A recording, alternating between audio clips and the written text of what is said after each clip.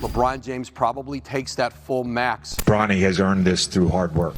It's most important that they're below that second apron when we get to February. It doesn't have to be right now. I know it's only been 1 day since we last made a video on the Los Angeles Lakers, but LeBron James just made his decision, and now we kind of have an idea of what the rest of the Los Angeles Lakers offseason is about to look like. And I'll give you a little bit of a spoiler, it's pretty much the same as each and every offseason they've had so far. So before we get to the content, we are less than 45,000 subscribers away from getting to 1 million subscribers. If you guys have been enjoying the content during the offseason, make sure you check your subscribe to help us reach that goal. And now that we get all that out of the way, do the intro.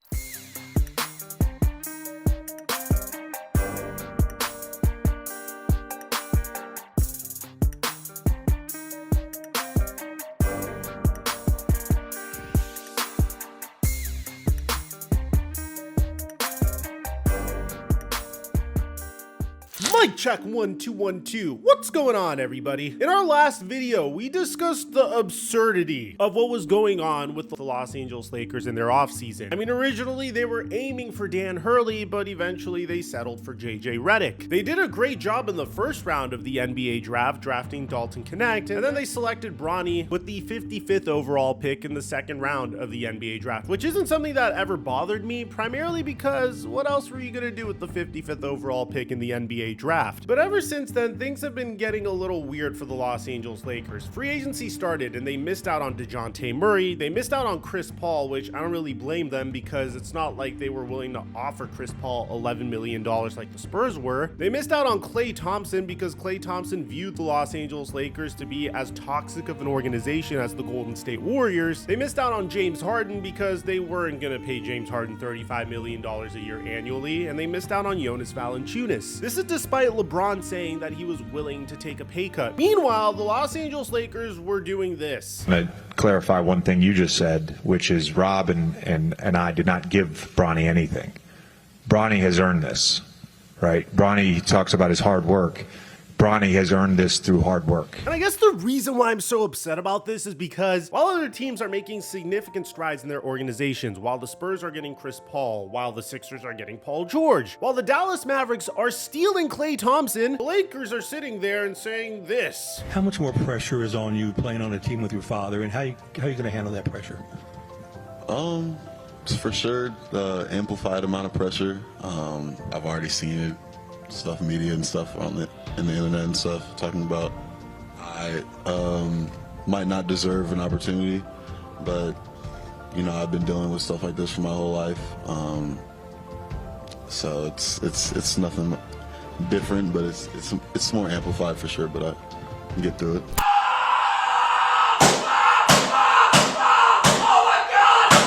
And I guess I have some PTSD because I also run an NFL channel called Microphone. Yes, I am a Dallas Cowboy fan. I was born in Dallas, leave me alone. And before someone calls me a bandwagon fan in the comment section, both the Los Angeles Lakers and the Dallas Mavericks stink. What the f is there to bandwagon at that point? But I was surprised, instead of prioritizing chasing free agents, we're having this grandiose presentation for Bronny James, and Dalton Knecht is just kind of sitting there on the side. Before this man even played in the Summer League, he signed a 4-year, $7.9 million contract with the Lakers. To give you an idea of how absurd that is, Kyle Guy, Jay Scrubb, Aaron Wiggins, and Gui Santos are the most recent 55 overall picks in the NBA draft. Kyle Guy, Jay Scrubb, and Aaron Wiggins were all signed to two-way contracts. Gui Santos was a $75,000 guarantee. Bronny James was $4.4 million guaranteed. So we're just all willy-nilly giving out money to Bronny James just for the sake of it. So this aside, the Lakers' plan for Bronny James isn't that insane, to be honest. Woj says that the Lakers expect that he will largely be a G League player, like almost any 19-year-old player coming into the league drafted into the second round. What I think you will ultimately see is Bronny James in the first week of the season on the court with his father in a very well, I don't want to call it ceremonial, but the eyes of the world will be on that. They'll do that the first week of the season, but there's no expectation that Bronny James is going to be in the Lakers rotation. He'll spend a lot of his time playing with their G League, which shares a practice facility with the Lakers. I love how Woj is just trying to make this as normal as possible, but to be honest, I kind of stopped trusting Woj on all things Bronny when he said this. Yeah, Bronny James is going to have an impact for organizations, not just on the basketball side, but potentially on the business side. He's almost assuredly going to start in the G League. He will pack G League arenas, merchandising, all of those make him an attractive player, whether it's late first round or second round. So I think certainly his opportunity to play in the NBA is there. So I know what you guys might be thinking. Mike, you've been talking about Bronny way too much. Should you talk about anything else? Yes, I can. A huge problem that the Lakers were having up until this point that was actually causing a lot of anxiety for me is the fact that they're currently running around saying, "Oh, look at us. We drafted LeBron's son. This is such a beautiful moment." when JJ Redick still wasn't able to hire any assistants and they weren't able to get any additional free agent help. Up until this point, the Lakers' assistant head coaching search didn't look so good. According to Anthony Irwin LA, the Lakers have tried to hire Terry Stotts 3 times, and Stotts turned LA down all 3 times, eventually opting to join the Golden State Warriors. But the Lakers would hire 2 former head coaches in order to help JJ Redick. The first one being Nate McMillan, who's credited for taking the Atlanta Hawks to the Eastern Conference Finals in their very successful playoff run during the 2021 playoffs. The same playoff run that featured the Knicks chanting this about Trae Young. Psyched to be back in the postseason.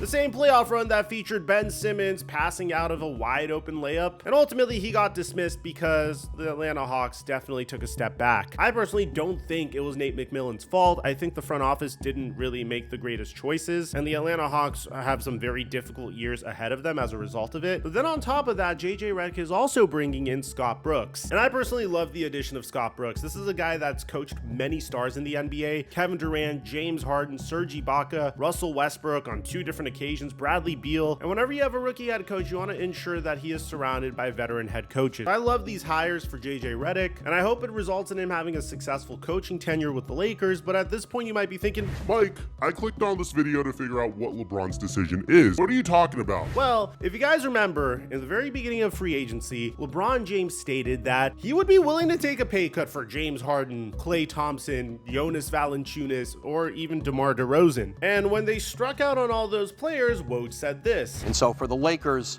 I think ultimately LeBron James probably takes that full max because the kind of impact player they hope they could get is not available to them. Well, it seems like the decision was officially made. According to Shams Charania, just in, LeBron plans to sign a 2-year, $104 million maximum deal to return to the Los Angeles Lakers, sources tell at The Athletic. The second apron is at 189. Right now they're at 190. It's most important that they're below that second apron when we get to February. It doesn't have to be right now here. And I think when you're looking at it from the Lakers' perspective, there's certainly a lot of different avenues as far as where they can go. I think one of them is certainly when we look at a player like Christian Wood. If you feel like you can't make a trade, you can waive Christian Wood and stretch his money out over 3 years. That would save you $2 million, and that would get you under the second apron. You could do that right now if you want, but it's all about getting under by the end of next year. A couple things about the apron, just so we've got some clarification here. The Lakers can still, even though they're over, can still trade D'Angelo Russell and Rui Hachimura together as long as they are below that 189 number. It's the post-transactional number. As long as they get below that, they can't take back more money right now. So they're pressed right at that second apron. Why it's important that they're under when we get to February, if they are over, their 2032 first-round pick becomes frozen. They won't have the ability to trade that next year. This is essentially the Los Angeles Lakers waving the white flag. And it's kind of crazy that LeBron was willing to take a pay cut, but even with LeBron taking a pay cut, the Lakers weren't able to get him any additional help. And I don't really know who to point the blame finger at. I mean, there's so much that goes into this. The Los Angeles Lakers aren't necessarily the franchise that they once were. If they were, then Dan Hurley would have loved to coach the Los Angeles Lakers, but I guess he didn't want to be LeBron James's yes man and forced to play Bronny James in like 15 to 20 minutes per game. I guess he didn't want to ruin his legacy when this ended up ruining his NBA coaching career as well. I could understand that. I could understand the fears that come with coaching the Lakers, considering the fact that they're also in the most competitive conference in the NBA. And this is coming from a Laker fan. LeBron James and Anthony Davis were the healthiest that they've ever been last year, and they still were a play-in team. I could understand Klay Thompson going to the Mavericks. I could understand CP3 choosing the Spurs and taking more money to do so. I can understand James Harden taking $35 million a year to stay with the Clippers. Those are all much better situations than the Lakers. I mean, at least in James Harden's case, financially, it's a better situation. But it's certainly a tough pill to swallow because you guys have to remember, leading up into this offseason, we thought that the Lakers were going to be able to swing a huge trade for at least one player. Rob Pelinka even hyped it up. Well, at the trade deadline, we had one first-round draft pick. It was our only sort of hook to fish with.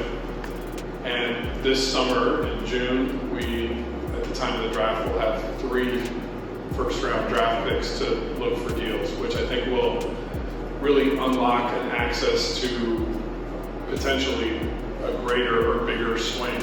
And we didn't want to shoot a small, bullet now that would only lead to very marginal improvement at the expense of making a much bigger and more impactful movement potentially in June and July. So going into this offseason, we thought DeJounte Murray was possible. We thought Trae Young was possible. We thought Donovan Mitchell was definitely going to be a little bit more out there in terms of possibility, but the Lakers had 3 future first-round picks that they could dangle to swing a trade. No such trade was made. And to be honest, I don't really think I'm that upset about it, primarily because the Lakers seem to be very realistic about the state of the NBA, and that's really the only thing I could ask from them. And while I don't always agree with what Adrian Wojnarowski says, and even though he has me blocked on Twitter, I do agree with some of the Lakers' strategy here. What's left are going to be minimum contracts, are going to be some moves on the edges, but there's not a dramatic deal for the Lakers to do out in the marketplace. They don't want to use their draft picks to get contracts off. They'll certainly use them if there's a player that makes sense as part of a bigger deal, but right now,